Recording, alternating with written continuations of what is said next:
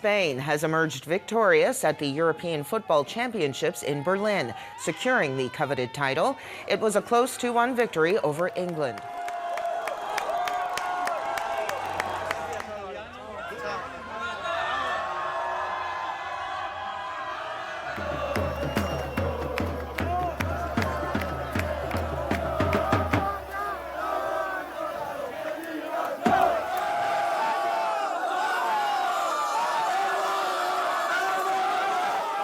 Yo creo que tu país gane la Eurocopa es una cosa única que pasa en pocos años y es una sensación única, es irrepetible esto. Nos han sorprendido a todos, que me dicen a mí el 14 de junio que voy a estar aquí en Cibeles, el 14 de julio, celebrando la cuarta Eurocopa y no me lo creo. Lo hemos vivido con mucha intensidad porque hemos visto que nos han metido uno, hemos dicho no, perdemos, y en el último ha sido una cosa eufórica, impresionante.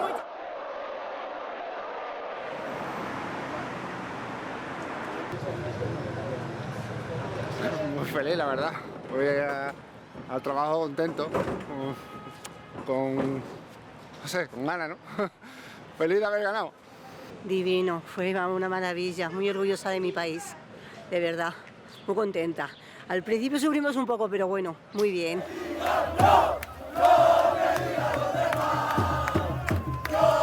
Pues estupendísimo, estoy muy contenta y a celebrarlo ahora. Hoy tendré que salir un poquitín antes gracias a la selección española, porque como la celebración es aquí en Colón, pues saldremos un poquitín antes. Bueno, Yamal y Nico, todos han jugado muy bien, al final era una familia, pero estos dos chavales han salido. Son dos chavales que no sé dónde tienen el techo, la verdad. Tanto Nico como Lamine han sido muy importantes para nosotros en esta Eurocopa.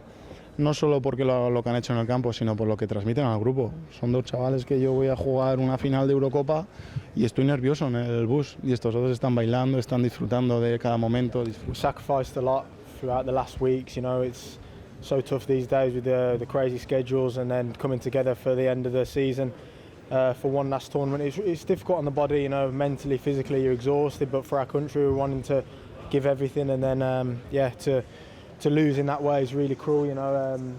Again, we probably didn't play our best game, but there was definitely some good moments, and we felt like we got back into the game, and then to kind of be sucker punched with the late goal, it's heartbreaking.